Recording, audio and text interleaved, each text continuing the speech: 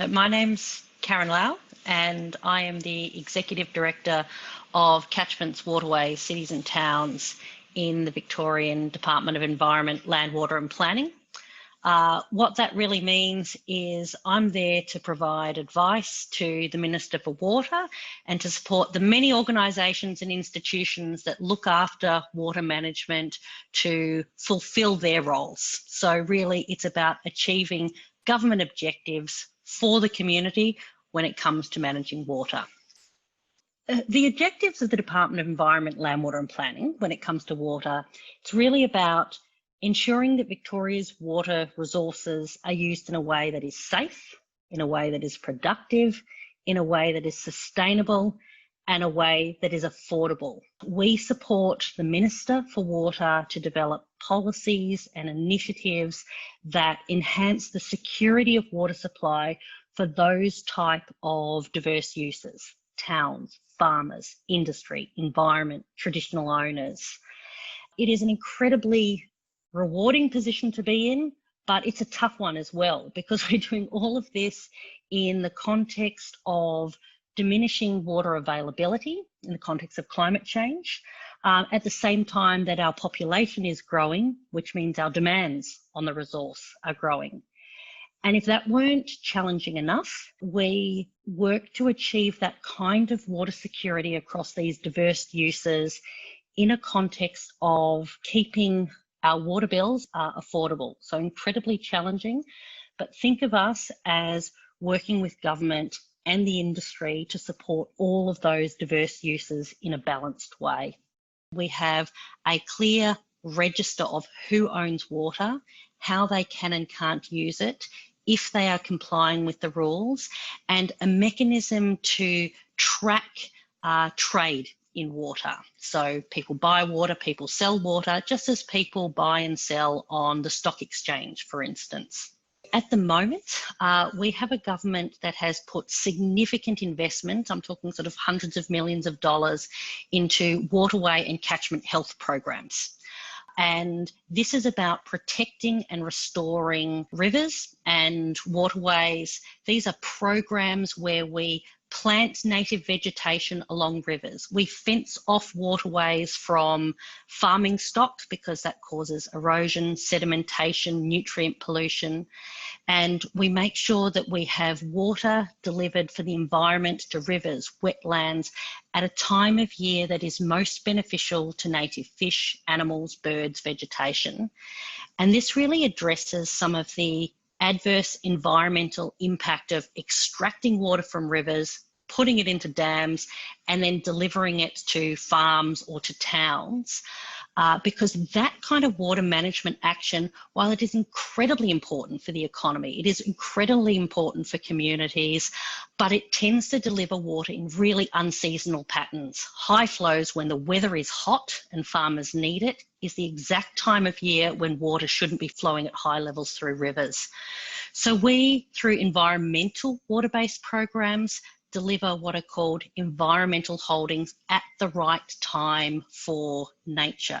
It's been a really important focus of the government of the day. We've also seen investment in significant what we call irrigation modernisation projects. This is about government money going in to ensure that the channels, the pumps, the pipes, the systems that get waters to irrigation networks to farmers in the most efficient way possible, so it doesn't seep into the ground, so it doesn't evaporate into the air. That enables us to free up water that can go back into environmental water holdings, think of it as water for rivers, or alternatively can then go back onto the market to be used productively, for instance, for farmers in other ways. They're the kinds of priorities that have been front of mind in the most recent suite of years for government. And we will have, over time, see the development of the next raft of future-related strategies that are about getting that balance right: environment, traditional owners, towns and cities, and agriculture and other types of industries that are heavy water users. The most fundamental challenge for me when it comes to the effective management of water, well, there's actually two. First, climate change. Second, population growth. We live in a really, really dry continent. And at the same time, we live in a wonderful place of the world that has a pretty sustained growing population. So more and more people place greater and greater demands on water, while at the same time, there is less water available. That means there's less water available for everyone, towns, agriculture, and the environment. And that's not to mention traditional owners who, since colonisation, have had very, very little direct management and control over the water resources. So that's our big water security challenge. You can always build yourself out of this kind of problem. There are vast amounts of water available in the ocean, right? It's called desalination. So there's lots of water there. It's too salty to use, it's too salty to drink, and it's actually quite expensive to create a desalinated water plant, to operate it, and to have all of the infrastructure that you need. So while there are solutions, that kind of solution butts right up against another objective, which is keeping water really, really affordable, because every dollar that is spent on the infrastructure for water ends up on somebody's water bill.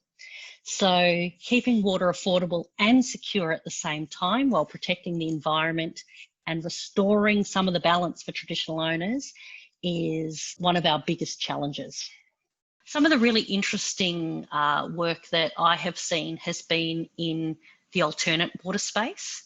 So often when we think about the water cycle, we think of that very traditional: evaporates from the ocean, travels in clouds, rains on the mountains, flows into rivers, might get captured in a dam and then delivered via pumps and pipes to people's homes, houses, businesses, turns into sewage, sent off to the sewage treatment plant, treated to a safe standard and disposed of to the environment, back usually to the ocean. That's a really traditional way of looking at the water cycle. Some of the more interesting work at the moment is really focused on alternative water sources. So using recycled water, so at the other end of that water treatment plant, getting that water back onto farms, or irrigating sporting ovals, public open space, a whole range of non-drinking purposes.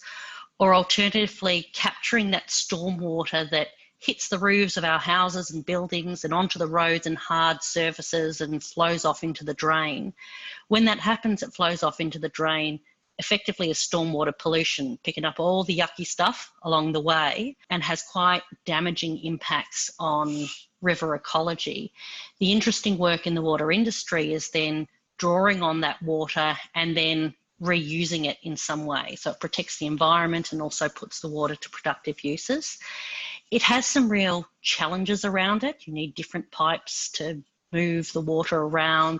It comes at a cost, but we are increasingly seeing that become more viable as we recognise that there are limits to how much water that you can take out of rivers into dams and into people's houses. So that's where we'll see some of the increasingly interesting, more creative and innovative work going on as we head into the next 5 and 10 years. The department needs local government to make really, really sound planning decisions. That's one of the really important local government roles, because what we're seeking to do is avoid development in places that is going to cause flooding, either to the new development or to their neighbours around it. And we want to see really, really sound flood mitigation. And similarly, a really important role that local government plays is in the livability of their communities.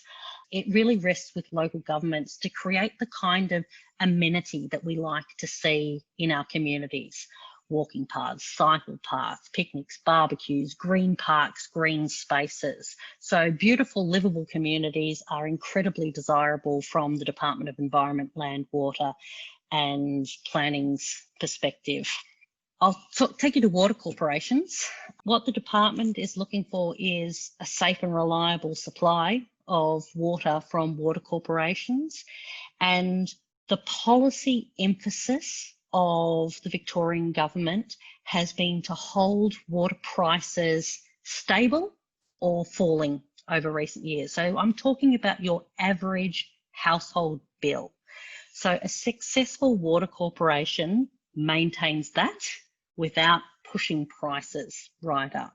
Incredibly challenging to do and can be done with some really, really great innovation.